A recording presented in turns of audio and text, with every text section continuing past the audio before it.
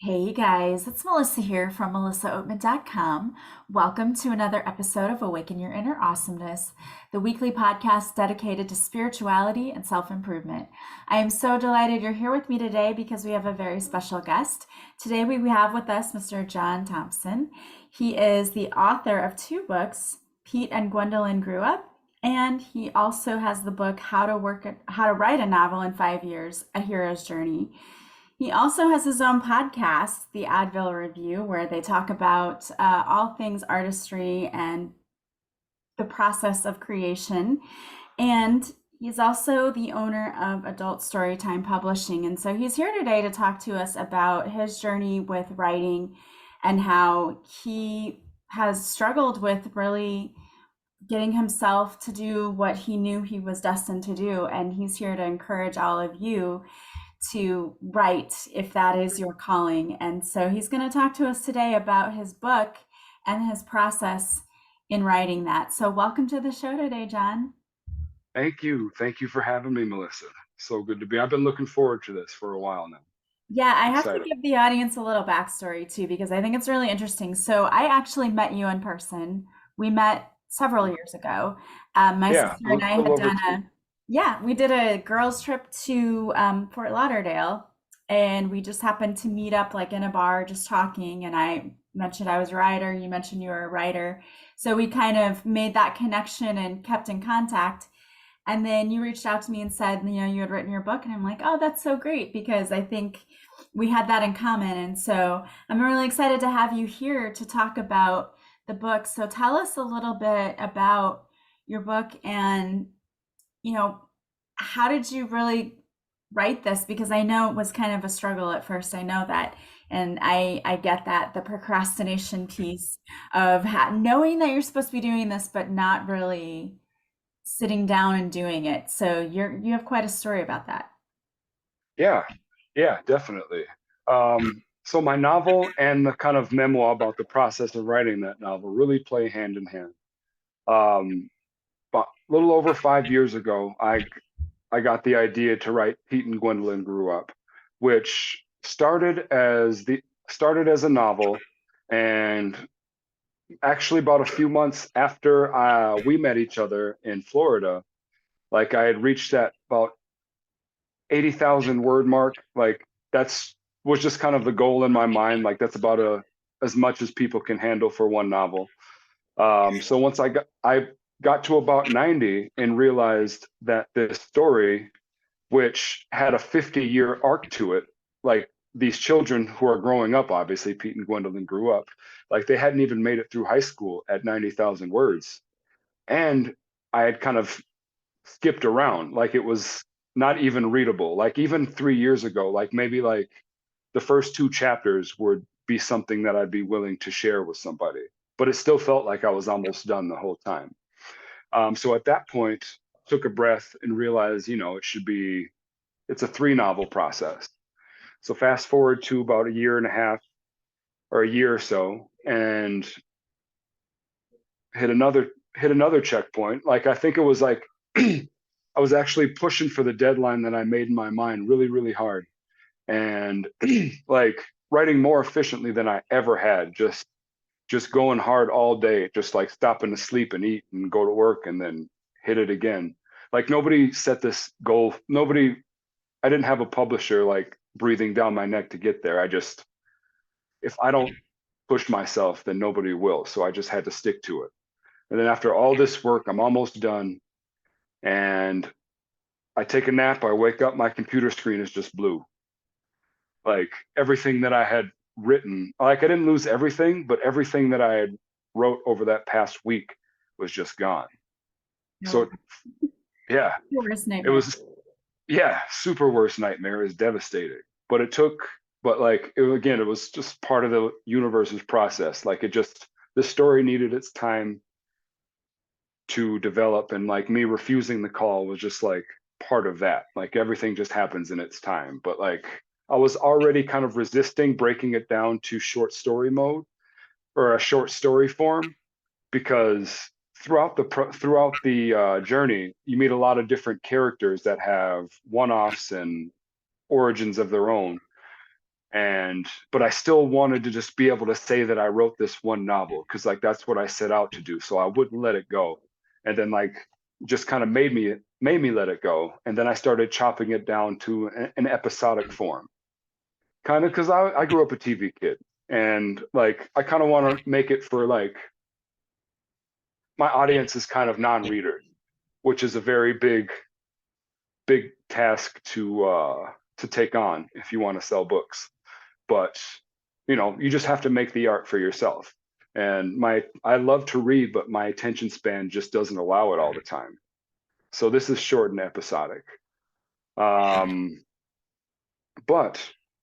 yeah, it took a long time to get to that point of discipline. Like it's been a 5-year journey since I started, and I had very grandiose ideas of what it was like to write a novel. Like I know you've written at least one, two. How many books have you written? I have one, and my second one I'm in the Oh process yeah. of writing. Yeah. Yeah. So you're in the process of your second book. Yeah. And like if somebody like what would you say if somebody who's never written a book said, I'm gonna do it in a year?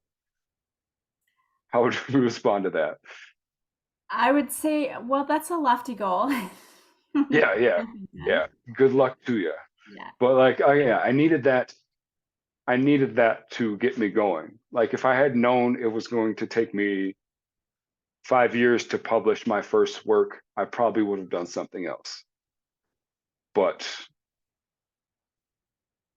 yeah, it got me in the game and I kept going. But like over those 5 years, it was such a growth process, and I learned so much. But like it took a lot of time to develop the practice of writing, because I didn't have one. Like I thought about writing a lot, and like I've had a dream and a goal to be a writer since I was in the 4th grade.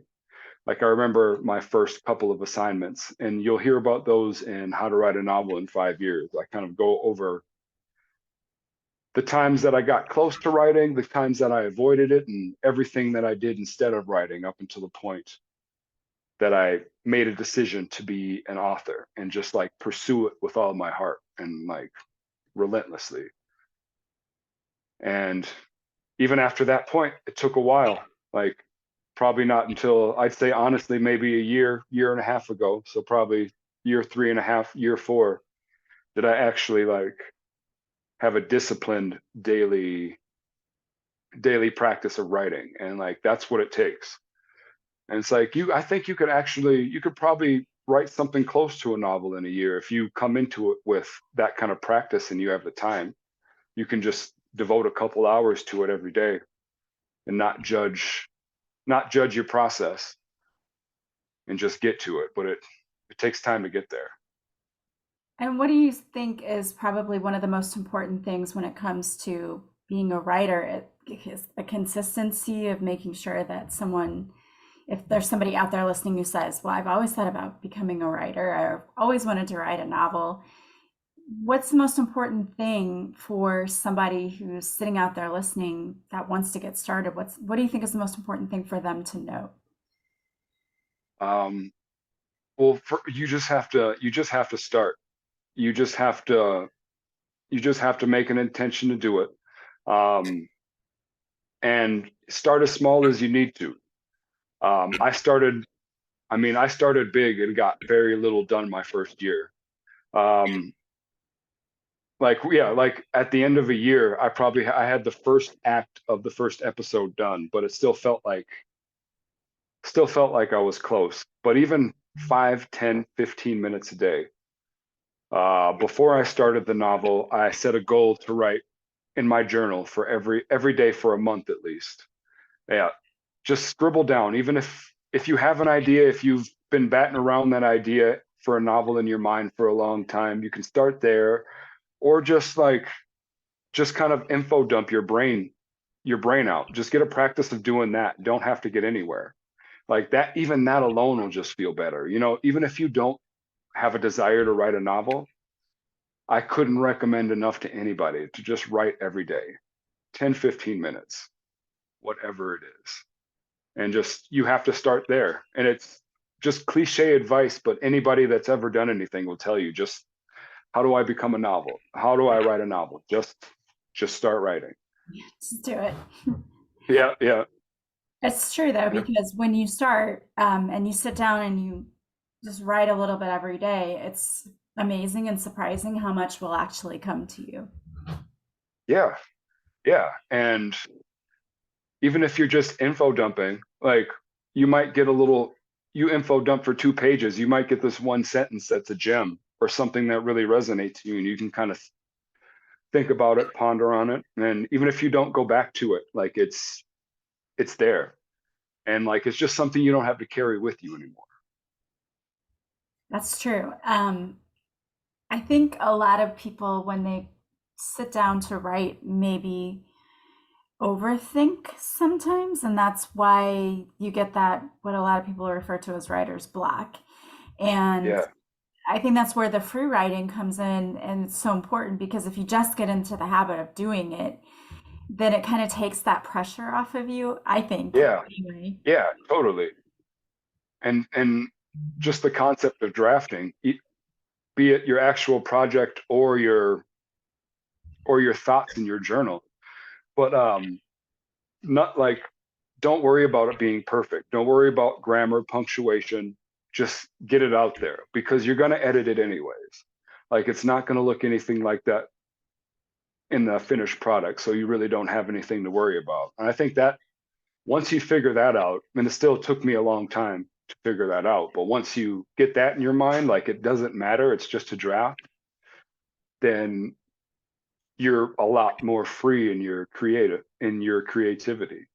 and you can Yeah. just kind of rip it and just let it out there.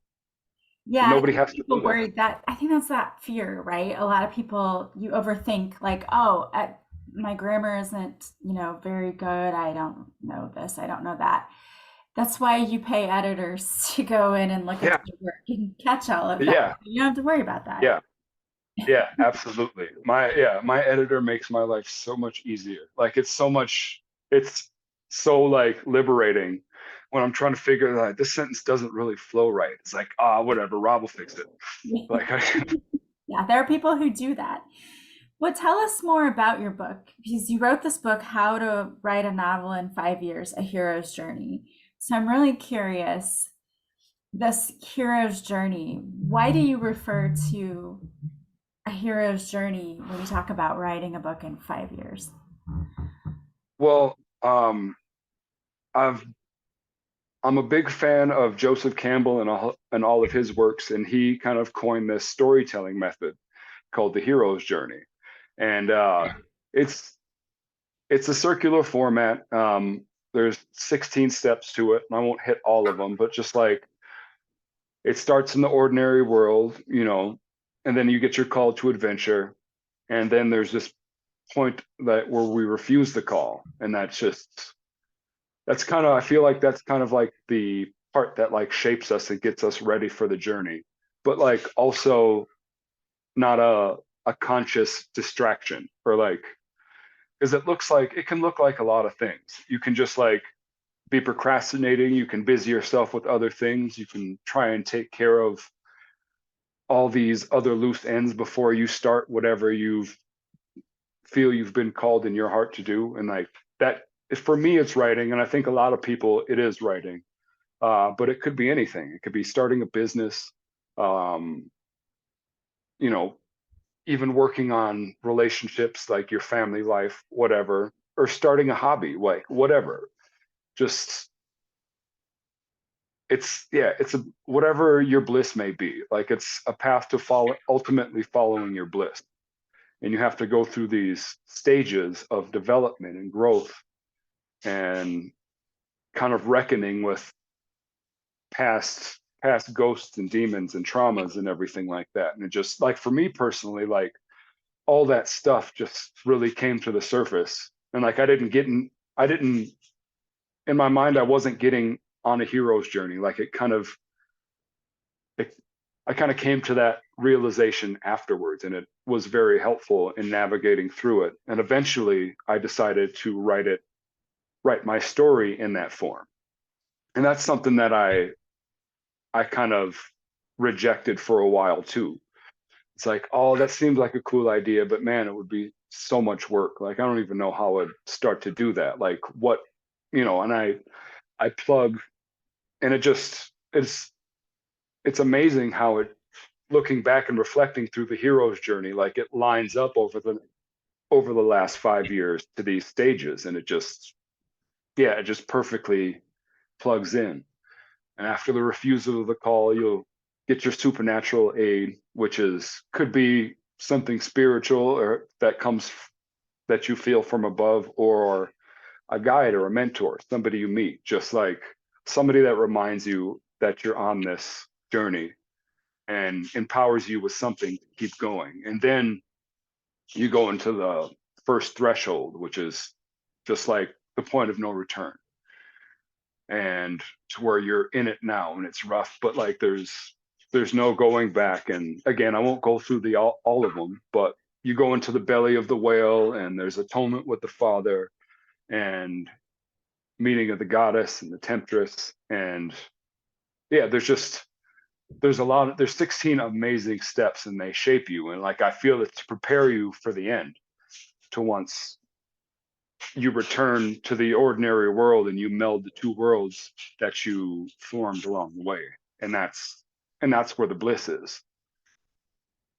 So, in your book, do you talk about your own experience of writing these books, and you meld that with those different stages that you talk about to kind of give someone an example? So, I guess what I'm really asking is if there's somebody out there listening who is thinking about writing, or maybe they're just at the beginning stages and they're looking for something that might really give them some inspiration and some steps for how to really get started in this process. Is that something that your book does?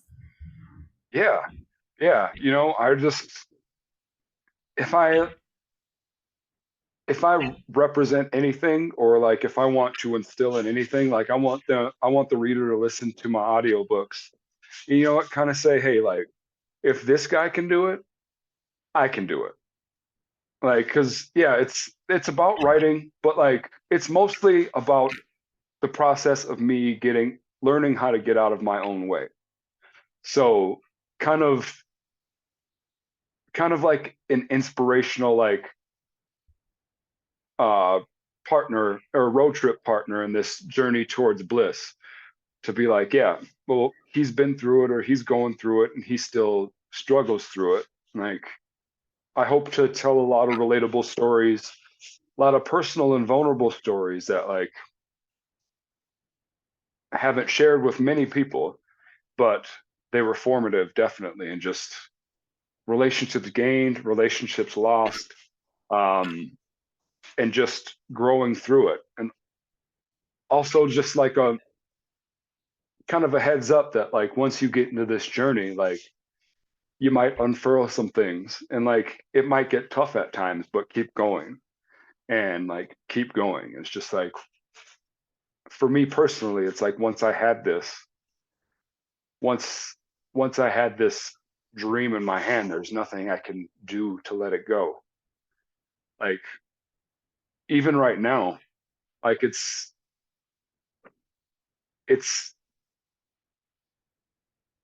like I've passed through that, like, the hero's journeys for me is like over, and perhaps I'm on another one already. But like, the bliss is just having the goal to chase. And like, it gets rough sometimes. Like right now, like I was working, I was bartending full time and writing full time. So I'd be like day bartending. So I'd be up at 4 a.m. To make sure I had time to create, before like the world got to me and bogged down, because it was very mentally draining. Um, my job to keep the lights on, but like that's what I had to do. And maybe up until about a month and a half ago, like now I'm just solely writing. Like, I wasn't ready to make that jump financially, but my mental health was suffering greatly, from the stress of that job and from doing everything. Like, I just overdriven almost, but like I couldn't let the dream go. Like if something had to give, it was going to be that. Like I made a plan for myself in August that it's a sports bar. So like, I was like, I gave myself to the Super Bowl to save up enough money to sustain myself while I got enough subscriptions through my website. And then I don't know, about 2 weeks after that, like I just hit this point. Like I was just literally eating anxiety attacks for lunch every day and just kind of like smiling through it and absorbing it. And it was just it was just killing me. I just couldn't do it anymore. So I had to put in my 2 weeks before I was ready financially. So like that just kind of pushed me to this point to where I've been working towards this whole time. So we're just like we're flying, and it's kind of a struggle, but I wouldn't have it any other way. It's like it took me a while to get here, but like I can't quit now. So just like, and I can look back on this journey and of the tough times that I've had on it and times that I've felt alone, down and out, and things didn't go the way I wanted, but like it all ended up working for the better and pushing me to where I was supposed to be. So now it's at the point where it's testing my faith in the journey to like, yeah, we're just flying now. We're just trying not to look down Yeah. until we get there. Yeah, and when we were talking earlier, you mentioned your spirituality kind of grew from this journey. Is that right? Yeah, yeah, absolutely. Um, so around 5 years ago, I'd probably say, or maybe even 6 years ago, like I grew up in a, I grew up in a very like, very Christian household. Like it was inconsistent at times. But like the structure was always there. And like, and growing up in that, like, it's very helpful for a lot of people, but like, it was a great source of anxiety for me growing up. Like I was just afraid that even after getting saved or whatever on Sunday, like I was just afraid like I would like die after I sinned or something. Like what if I stub my toe and swear and then like I don't have time to ask for forgiveness? It's like Right. so like but like after that, and it's just been lots of different things, but being able to be open and just explore whatever I want. I mean, even just like, and I've just kind of picked up all these things over the course, just like getting into like energy and stones and like reading my chakras and tarot cards. And like I love reading tarot now. Like it reminds me a lot of like Christian devotionals, if you're familiar with those. Mhm. Um, but like it's the same concept. Like it's you go to it when you're looking for something, and if you're looking for something, you're most likely going to find it. So like it's something that resonates with you personally, and it's just you do it in the morning. It kind of gives you something to focus on and stay grounded within, and I don't know, just a reminder that you're connected to something greater, and like you don't really have to define it.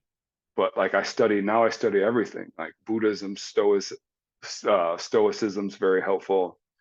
Um, um, I just discovered Abraham Hicks on YouTube, and yeah, we Attraction. like her. Yes. Yeah, we love Abraham, definitely. But her voice is so calming. But yeah, it doesn't no, it doesn't have to have a name. There's something there's something greater up there, and to allow that energy to flow through you, which I do it through my art. But it's just yeah, it's been great, and I wouldn't I don't believe that I would have found that peace without this journey. It's like stones. It's like it's a tumbling process. Like it takes you see a piece of quartz. It took many years and lots of tumbling and bad weather to make it shine like it does. Yeah, I love that. So I think that Yeah, I can definitely see that. And I think I know in my own writing, think that a lot of the writing I did was kind of channeled through, Yeah, something that was not myself, maybe my higher self, I don't know, but it just seemed yeah, to me that it would flow in that way. So, yeah, I can see why deepening your spiritual connection is definitely a help when it comes to any kind of art, really, and any kind of yeah, creativity. yeah, absolutely. I mean, sounds cliche, but like I truly like believe that like artists and that we are the vessel, and everybody is an artist. Like it's just art is life. It's in everything.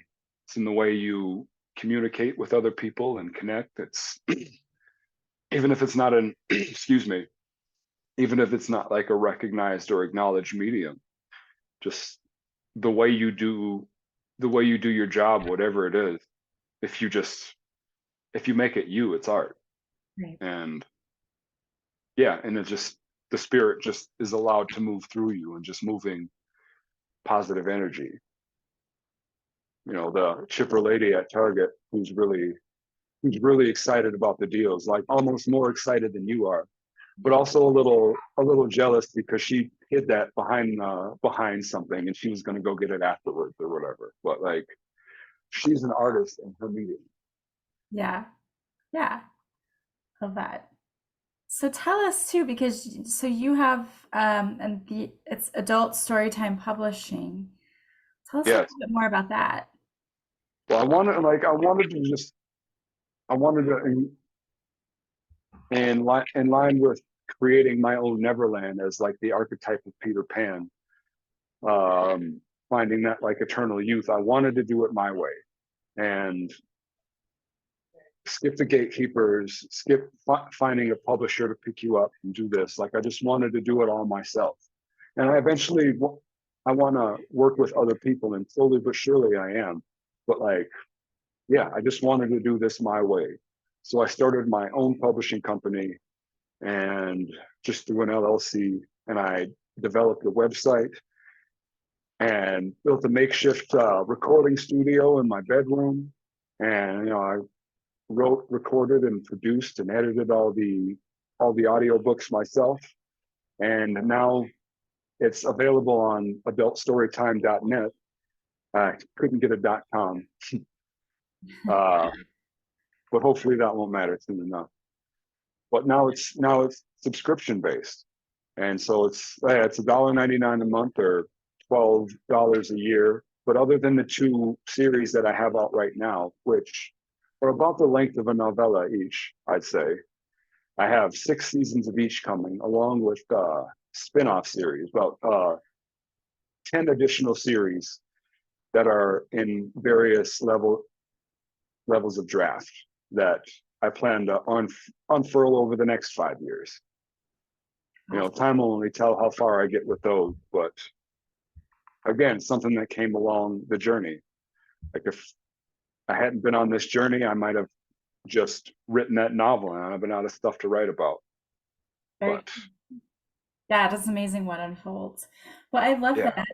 If there's anybody out there listening who is interested in listening to your novels, because right now they're only available on audio version, is that right?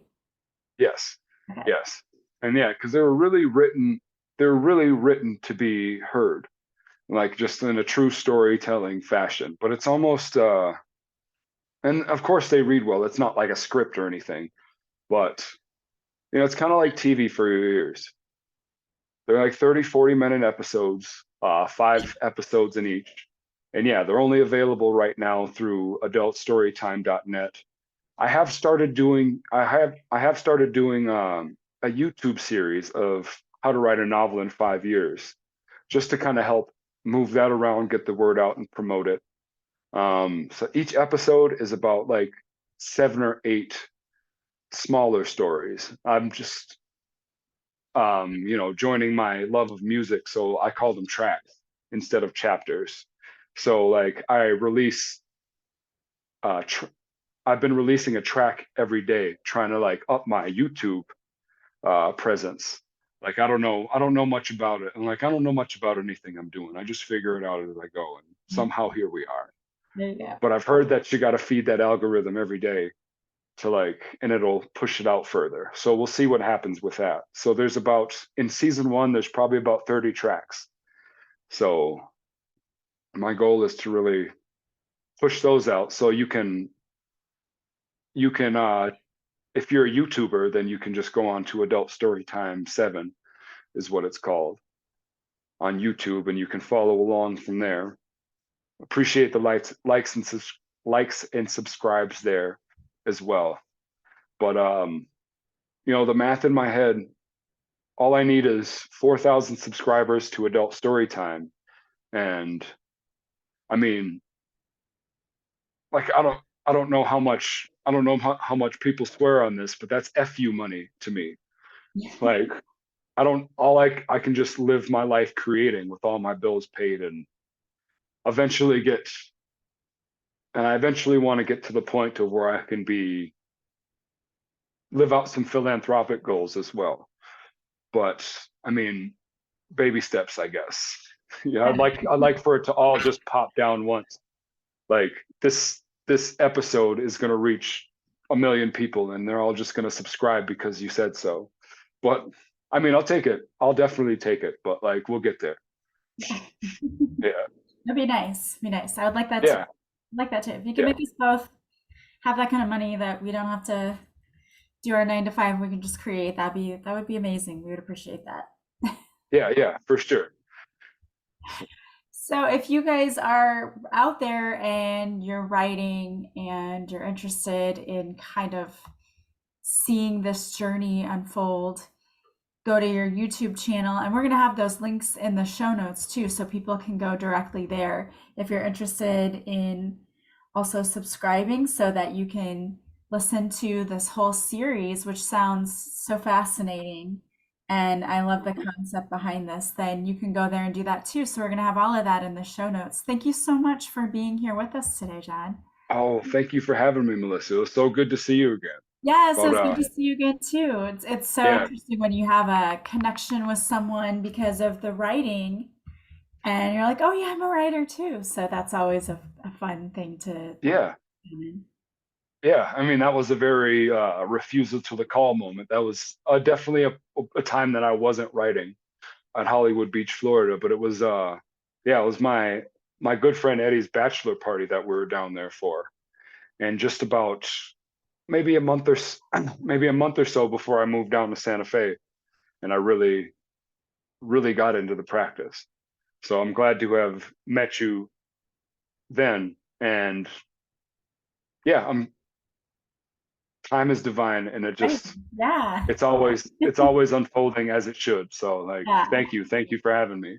Yes, thanks for being here. And I want to thank all of you for being here with us too. Don't forget, you can check the show notes if you'd like to check out any of the things we talked about from today's episode. Also, if you like this podcast, please subscribe. Please leave a positive review from wherever you're listening. Those reviews actually help my podcast reach even more people, which helps me in my mission to help as many people heal as possible. As always, share the episodes out if you think it might benefit someone. And you can join us on Patreon. I have extra episodes of Awaken Your Inner Awesomeness there, and I also post videos from the interviews that I do with my guests. Plus, we have a live card reading each week through Zoom, and it's just a lot of fun and a great and supportive atmosphere. We'd love to have you there. You can sign up for free, and you have a 7-day free trial. If you love it, you can stay with us. If not, no big deal. There's no hassle, no worries, no obligations. You can join at any time, or you can end your subscription at any time.